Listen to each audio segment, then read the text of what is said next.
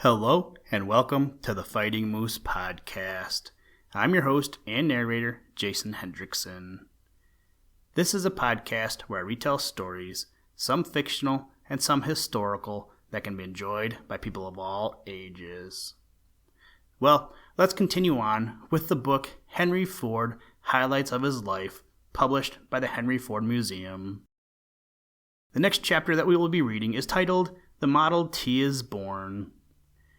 John and I have discussed many times about getting an old car in the future. I've always been drawn to the older Fords, but mostly in the 1930s, but if I find an old Model T, that would be pretty sweet too. Hopefully that dream will come to fruition one day, but I think I'll just need to build a bigger garage if that happens. Now, let's turn to today's story. I hope you enjoy. Let's begin. Liftoff. We have a liftoff.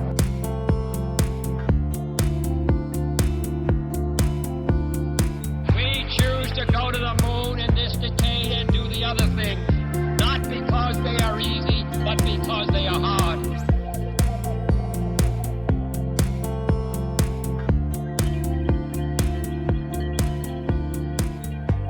The Model T is born.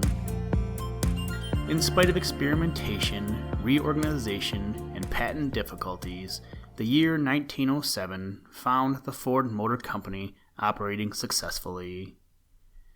This was a year of panic in the nation, but the company made plans to build an even bigger factory to manufacture automobiles. In 1908, it was announced that the Ford Motor Company had purchased a racetrack in nearby Highland Park, where it would construct the largest automobile plant in the world. At the same time, draftsmen and engineers were planning a new model to be called Model T. In October 1908, the first Model T appeared, and before the year ended, over 300 of them had been shipped to dealers throughout the nation. The Ford Company claimed that this new automobile would sound the death knell of high prices and big profits. Its advertisements announced that we can devote all our time and money to taking care of the orders for the car that people have actually been waiting for, a family car at an honest price. The engine was new and get-at-able, an important feature in a day when most automobile owners repaired their own cars.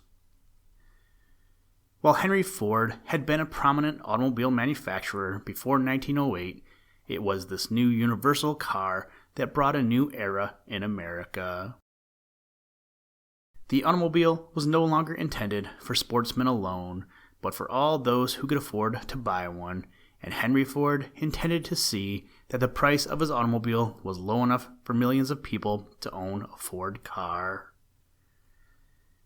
Soon after the success of the Model T was assured, Henry Ford was asked about the secret of his ability to produce automobiles. He divulged his secret in these terms: have a simple design, use the latest machinery, standardize the parts, make the entire automobile yourself, and always have a good supply of materials on hand. Throughout the rest of his life, he held to these principles. By 1911, Ford cars were manufactured by the hundreds of thousands. The process of assembling automobiles received more and more attention, and by 1914, a Ford car could be put together in an hour and a half. By the end of 1915, 1 million Model Ts had been produced. It had taken 7 years to make this many of them, but in the next 11 years, 14 million more were placed on the market. The Model T Ford was the universal car in fact as well as in name. While Model Ts changed in appearance from year to year, there was an even greater and never-ending change in the process of manufacturing them. The resulting economies brought lower prices, and this meant more cars for more people. Henry Ford was ever on the lookout for ways and means to produce cars more efficiently. By 1914, a floor conveyor was in operation at the Highland Park plant, so that the half-completed cars moved through the plant while the workers stayed in one place. This assembly line became the key to greater production. In order to keep the line moving smoothly, machinery was continually being rearranged and new chutes and conveyors were installed. Each improvement brought new and often unforeseen problems in the never-ending task of fitting together the pieces of the huge jigsaw puzzle of production. Although the Ford Motor Company did not manufacture the parts that were being used in assembling the first Ford, this policy was changed through the years. More and more of the Model T was made by the company in its own plant. In 1915, Henry Ford sent an agent out to Dearborn to buy farmland along the River Rouge. Thousands of acres were purchased. Now, there would be room not only to enlarge the assembly line itself, but to manufacture more of the Ford in one factory. Here, it would be possible to begin with raw materials, iron ore, sand, cotton, rubber, and the countless other materials, and convert them into steel, glass, and cloth to make the Ford. With this in view, a tremendous program of construction was begun along the banks of the River Rouge. Soon there were industries within industries at the Rouge. Blast furnaces and coke ovens were fed with coal, iron ore, and limestone brought to the plant from Ford mines by Ford railroads and Ford freighters. There were glass mills, paper factories, tire plants, and sawmills. The products of these mills and plants flowed into the assembly lines not only at the Rouge plant, but at other assembly plants scattered all over the world. The production of Ford cars rose to gigantic proportions. In 1914, the year that Henry Ford and his engineers began to plan for the plant on the Rouge, over 200,000 automobiles were produced. But in the year 1923, over 2 million Model Ts rolled off the assembly lines. In 1925, nearly 10,000 Fords were completed in a single day in Ford plants. The world had never before seen such an industrial giant as the one Henry Ford and his son Edsel had created. The automobiles produced by Ford and his competitors did more than replace the horse and carriage. They changed the daily habits of Americans everywhere. No longer did families in the cities have to live in the shadow of the factories where the head of the household was employed.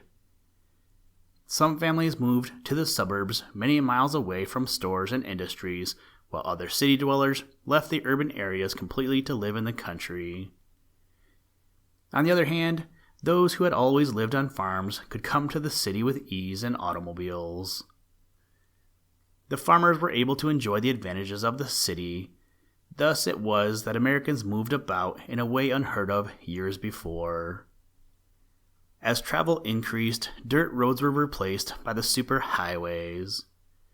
Service stations, motels, and garages dotted the newly built concrete and brick roads. In the cities, people became aware of the parking problem and of traffic jams. The increasing number of automobiles also brought death on the highways and city streets to hundreds of Americans each year.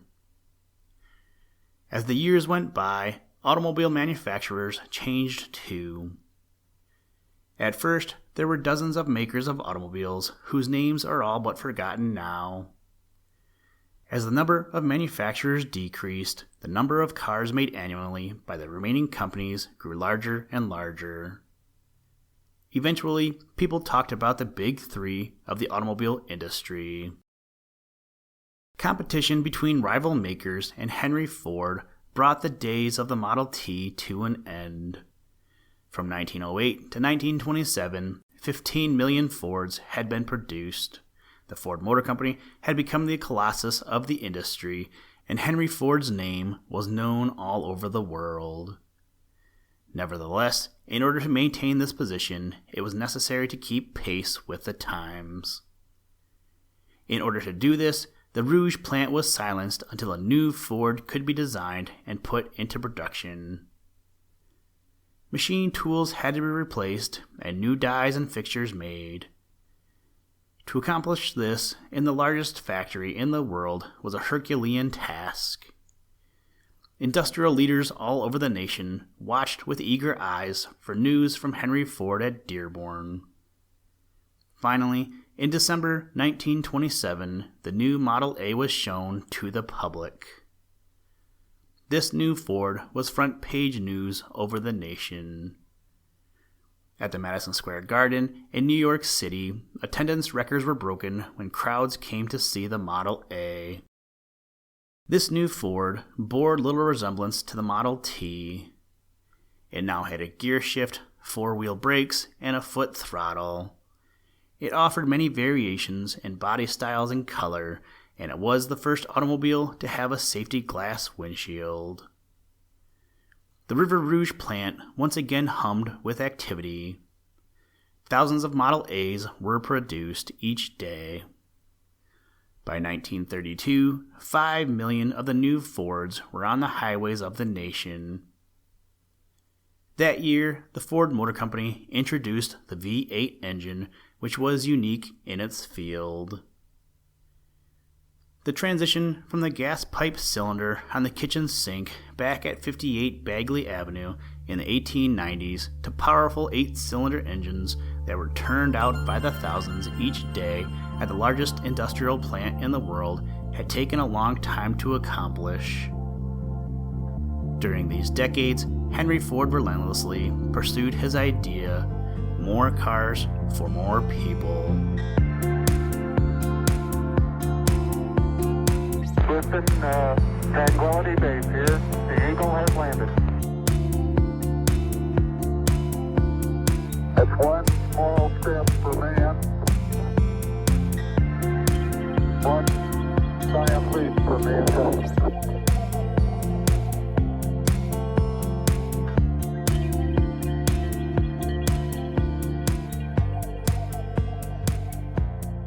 Thank you for listening to this episode of the Fighting Moose podcast. Please join us next time as we read another exciting story.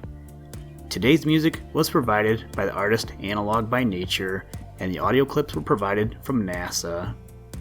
For more information to download and or listen to audio or materials from all our recordings, or to contact us, please visit www.thefightingmoose.com, or you can follow the links in the show notes. If you enjoy the podcast, please leave us a review wherever you get your podcast or on iTunes, and tell a friend. Thank you for your patronage, and as always, try and do a random act of kindness every day. Mission complete, Houston. After serving the world for over 30 years, the space shuttle turned its place in history and has come to a final stop.